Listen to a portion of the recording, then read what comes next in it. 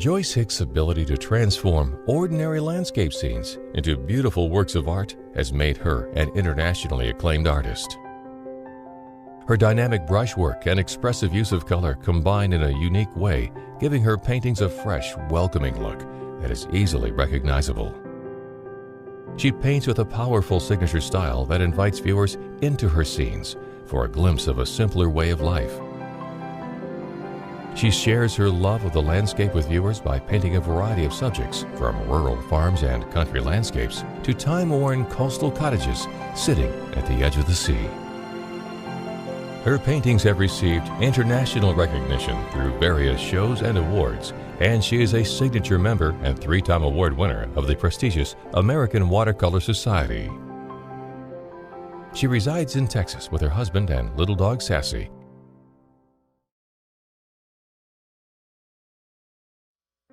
Hello, and thank you once again for joining me.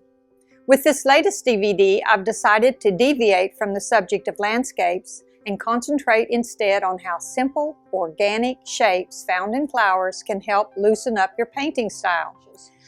But when I came upon these brushes, I knew that this would be the brush that I would stay with.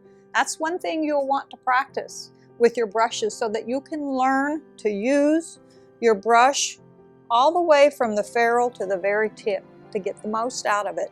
These both are the same size, number 16. This first color is called Sat Green. It's the only green, mixed green, that I keep on my palette. I normally mix my greens from my blues and my yellows, but when I first started painting, I did a lot of floral exercises because I could use my brush in a variety of ways. The shapes were simple. I forgot about the botanical illustrations that we see, and I tried to describe them with simple shapes. You can do this too, and while you're doing simple exercises, you'll get better with your brushes. You'll learn how to mix paint. Throughout this DVD, we'll be breaking periodically, and I'm going to demonstrate for you single flower forms. One will be of a rose, one will be of a lilac, one will be of a geranium, and one will be of a hydrangea.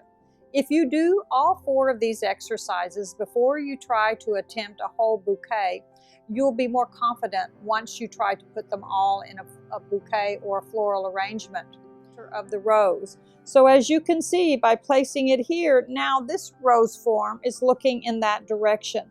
I can make this one look in this direction by placing this one up this way.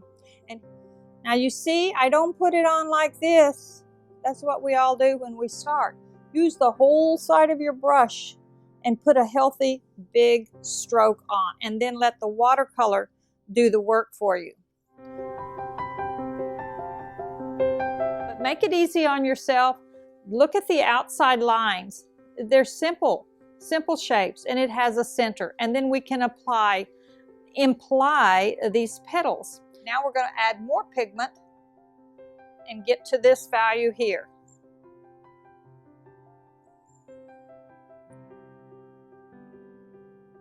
And we'll put a center in now. And I'll get some more pigment. I'm working myself up to this really dark. Just because the leaf is green doesn't mean you have to paint it green. You're wanting to be an artist, you know. And so you have to use your creative imagination to do that. And the shadow maybe is on this underside of this one. So we'll put a little of that down below there where it kind of rolls under, and we'll put some sunlight now on each of these. And we'll use, I've already got the benzamita orange right there, so I think that's what I'm going to use. It's a nice warm color, so it'll be perfect. And I'm just going to touch the sun to these shapes.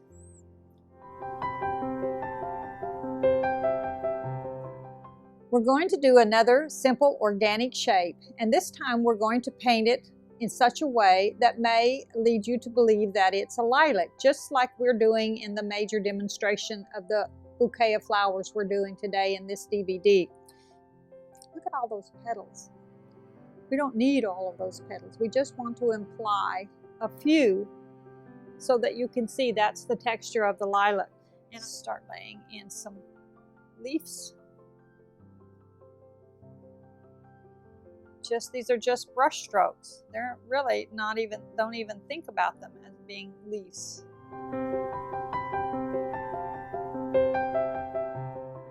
In this example, we're going to use the form of the geranium to create a shape that will remind us of the geranium flower. Now we're going to try for this darker value, and we're going to even get darker than that. I'm going to go all the way to black with this. I'm going to get my burnt sienna and put it over here with this Prussian blue that I had started as a dark mix. And we're going to do some line work. We'll connect these little shapes on here. This vase is all in mid-value, so we're going to be adding lots of color to this. What I'm going to do now, since this is dry, I'm going to go ahead and put some paint right along this little, now this little band on this vase is closer to me. So in order to make it come forward so that it actually looks that way, I've got to lay in some cool color on top of that.